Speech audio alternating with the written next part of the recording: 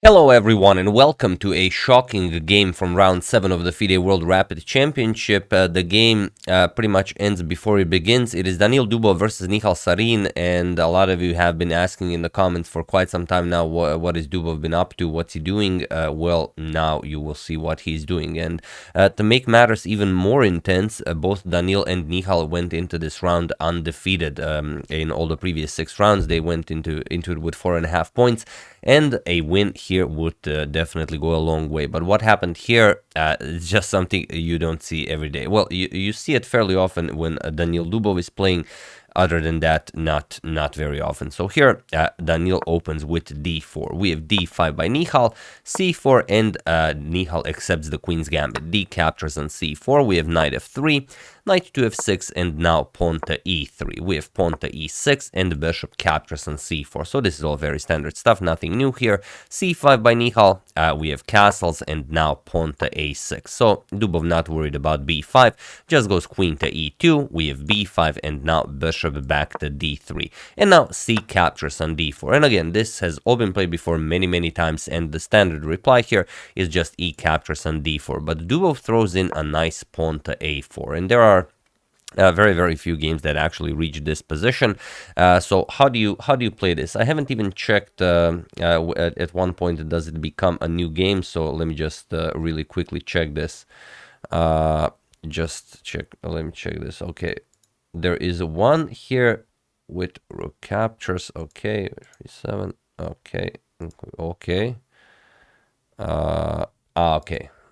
So here, knight b to d2. Okay, so here after a4, you have a lot of options. You could advance the pawn to b4. You could play d captures you could play d captures on e3. Although this doesn't give all that much. Maybe now you play a4, or maybe now you want to play b captures on a4.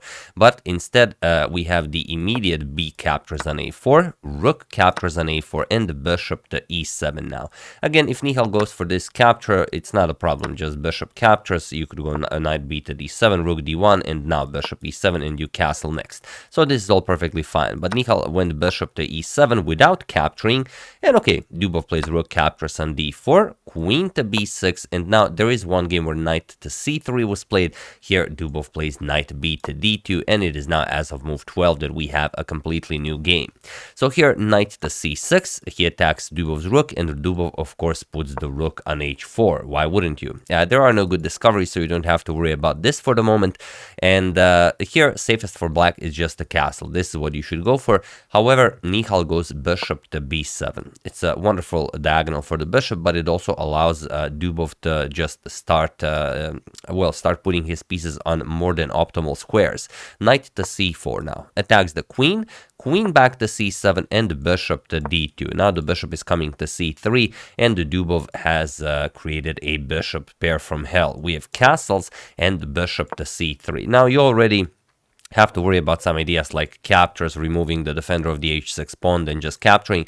So Nihal goes g6, and here Dubov plays knight to g5. And believe it or not, this is where the game ends. Now, it's a very tricky position, very tactical position. The only move that doesn't put Nihal at the risk of just losing the game is pawn to e5. But it's very hard to understand why this is so until you see Dubov's next move. Here, Nihal played knight to d5. He says, okay, once I eliminate the dark square bishop, I have nothing to worry about. Everything is nicely defended. And even if you go for some capture on h7, you don't really gain anything like rook captures on h7. Knight captures on c3 already attacks the queen, and if b captures, then bishop captures on g5. So not much to worry about here.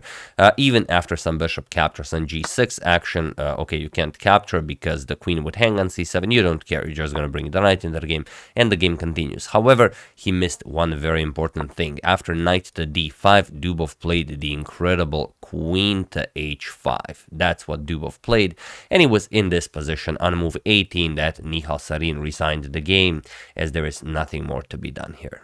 So quite a shocking defeat, and like I said, both of them went into round 7 without a single loss for the moment in the FIDE World Rapid Championship, and this is one tough loss for Nihal. So we'll see how he continues from this, but a spectacular victory from Dubov, and it is something that we, well, not maybe to this extent, but it is something that we've already come to expect when Dubov is playing.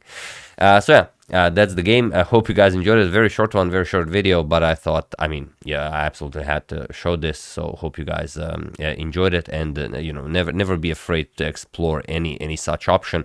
You never know what it might bring you. And okay, I guess I don't even have to tell you what happens if you capture the queen. Bishop captures on h7 is mate in 1, and other than that, there is no way to defend against checkmate. You could try knight to f6. Okay, you block this, but then you just capture it. Again, you remove the defender. There's no way to defend. If you play something like h6, then we just capture and it's mate on the next move. So regardless of what you play, you're getting checkmated. Queen h5, we can do it once again in super slow motion. There you have it. Queen h5. Nihal resigns. Absolutely spectacular showing by Dubov. So yeah, that's the game. I hope you guys enjoyed it. I would like to once again thank Ben Edwards, Lars Oliver Grandheber, Jeff Graves, David Rice Oxley, and Kevin Clark for a contribution to my channel. Thank you a lot. I really appreciate it. As usual, you can check 2 of my previous videos here. Thank you all for watching, and I will see you soon, continuing the coverage of the FIDE World Championship until it finishes. So thank you all. I will see you soon, and have an excellent rest of your day.